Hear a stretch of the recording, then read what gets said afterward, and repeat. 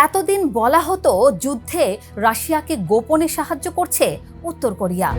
এবার অনেকটা ঢাকঢোল পিটিয়েই মিসাইল বহর নিয়ে রাশিয়ায় উপস্থিত কিমের দেশ।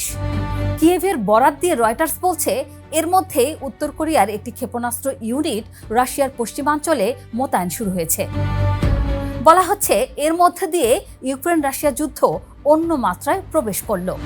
উত্তর কোরিয়ার মতো পারমাণবিক ক্ষমতাধর রাষ্ট্রকে পাশে পেয়ে রাশিয়া যে আরও ভয়ঙ্কর হয়ে উঠবে তাতে একমত সমরবিদরা।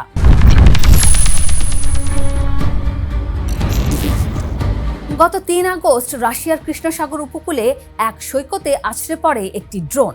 সেই হামলায় শিশুসহ অন্তত ৭ জন নিহত এবং প্রায় ৪০ থেকে ৫৮ জন আহত হন।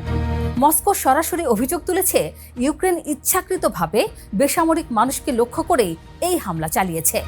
যদিও কিয়েভ এখনও এই হামলার দায় স্বীকার করেনি, আবার অস্বীকারও করেনি। আর এই ঘটনার পরপরই রাশিয়া যেভাবে ইউক্রেন জুড়ে হামলার তীব্রতা বাড়িয়ে দিয়েছে তাতে স্পষ্ট এর প্রতিশোধ নিতে চাইছে ক্রেমলিন। আর সেই প্রতিশোধের হাতিয়ার হিসেবেই এবার উত্তর কোরিয়ার ক্ষেপণাস্ত্র বহরের দিকে ঝুঁকছে রাশিয়া।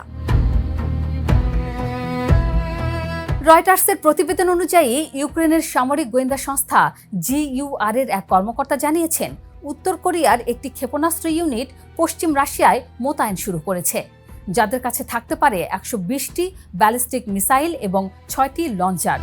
ইতিমধ্যে ৪০টি KN-23 এবং KN-24 ধরনের ক্ষেপণাস্ত্র ও সেনা পাঠিয়েছে পিয়ংইয়ং। ২০২৩ সালের শেষ দিক থেকে রাশিয়া উত্তর কোরিয়ার প্রায় ১৫০টি KN-23 ও KN-24 ক্ষেপণাস্ত্র হাতে পেয়েছে বলে ধারণা করছে ইউক্রেনীয় গোয়েন্দারা।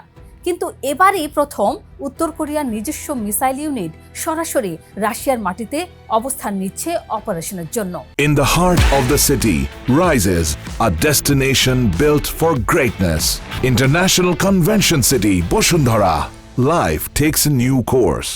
যুদ্ধের ময়দানের বাস্তব চিত্রটাও বলে দিচ্ছে কেন এই মিসাইল বহর এত জরুরি হয়ে পড়েছে রাশিয়ার জন্য।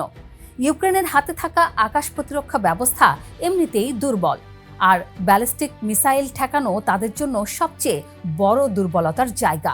গত ৫ আগস্ট রাতে কিয়েভ ও তার আশেপাশে একযোগে ২৪টি স্ক্যান্ডার M ব্যালিস্টিক মিসাইল, S-400 এবং ৪টি জিরকন হাইপারসনিক মিসাইল ছোড়ে রাশিয়া, যার একটিও ঠেকাতে পারেনি ইউক্রেনীয় বিমান বাহিনী। এই হামলায় অন্তত ১৬ থেকে ১৭ জন নিহত হন, যা এক সপ্তাহে কিয়েভের ওপর তৃতীয় বড় হামলা।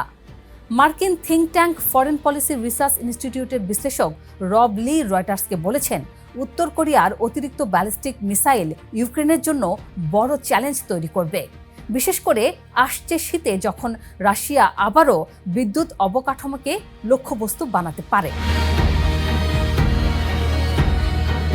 রাশিয়া উত্তর কোরিয়ার এই ঘনিষ্ঠতা কিন্তু হঠাৎ গড়ে ওঠেনি। ২০২৪ সালে দুই দেশের মধ্যে সই হয় পারস্পরিক প্রতিরক্ষা চুক্তি। এরপর ২০২৫ সালের শেষ দিক থেকে রাশিয়ার মাটিতে যুদ্ধ করছে উত্তর কোরিয়ার হাজার হাজার সেনা। ভ্লাদিমির জেলেনস্কি সম্প্রতি জানিয়েছেন, ক্রেমলিন আরও ৩০,০০০ উত্তর কোরীয় সেনা চেয়েছে, আর রাশিয়ার ভোরানেজ অঞ্চলে তাদের গ্রহণের প্রস্তুতিও শুরু হয়েছে। অর্থাৎ সেনা সরবরাহের পর এবার প্রযুক্তি ও অস্ত্র সরবরাহ পূর্ণাঙ্গ অংশীদার হয়ে উঠছে পিয়ংইয়ং। মজার বিষয় হলো, মিসাইল ইউনিট মোতায়েনের খবর প্রকাশের একই দিনে উত্তর কোরিয়ার নেতা কিম জং উনের বোন কিম ইও জং জাপানের বিরুদ্ধেও সরাসরি সামরিক হুমকি দিয়ে বসেছেন। বিশ্লেষকদের মতে এসব মিলিয়ে বোঝা যাচ্ছে উত্তর কোরিয়া এখন শুধু রাশিয়ার সহযোগী নয়, নিজেই বৈশ্বিক অস্থিরতার একটি সক্রিয় খেলোয়াড় হয়ে উঠতে চাইছে। এদিকে আমেরিকা সরাসরি সামরিক সহায়তা থেকে অনেকটাই সরে দাঁড়ালেও ইউরোপ ইউক্রেনকে সহায়তা জারি রেখেছে। চলতি বছরের এপ্রিলেই ইউরোপীয় নেতারা ইউক্রেনের জন্য প্রায় $১০৪ বিলিয়ন নতুন ঋণে সম্মত হয়েছেন, যার প্রায় $৭০ বিলিয়ন সরাসরি সামরিক খাতে। কিয়েল ইনস্টিটিউটের হিসাব বলছে, যুদ্ধ শুরুর পর থেকে এখন পর্যন্ত ইউরোপের মোট সহায়তা আমেরিকার তুলনায় দ্বিগুণেরও বেশি ছাড়িয়ে গেছে। এমনকি ইউক্রেনকে সামরিক প্রশিক্ষণ ও সহায়তা কার্যক্রমের নেতৃত্ব আমেরিকা এখন ধীরে ধীরে ইউরোপীয় মিত্রদের হাতে তুলে দিচ্ছে। অর্থাৎ যুদ্ধের ভার এখন কার্যত ইউরোপের কাঁধে। তবে অস্ত্র আর অর্থ দুটোর যোগানই আগের চেয়ে বাড়ছে। এর পরপরই রাশিয়া নিজেকে আরও গুছিয়ে নেওয়ার চেষ্টা করছে, যা ফলস্বরূপই উত্তর কোরিয়ার এমন মিসাইল বহর এখন রাশিয়ার মাটিতে। প্রশ্ন হলো, রাশিয়া উত্তর কোরিয়ার এই জোটকে মোকাবেলা করতে পারবে পশ্চিমা জোট? রাশিয়ার পাশে শুধু উত্তর কোরিয়া নয়, আছে ইরান আর চীনও। নিষেধাজ্ঞা এড়াতে অর্থ পাচার, পণ্য বিনিময় আর ছায়া ট্যাঙ্কার বহরের মাধ্যমে রাশিয়াকে নিয়মিত সহায়তা করে আসছে বেইজিং। বিশেষজ্ঞরা যাকে বলছেন এভিয়েশনের অক্ষ। এমনকি ভারতও রাশিয়ার তেলের অন্যতম বড় ক্রেতা হিসেবে টিকে আছে। আমেরিকার চাপ সত্ত্বেও ভারত রাশিয়া বাণিজ্য সম্পর্ক এখনও অটুট।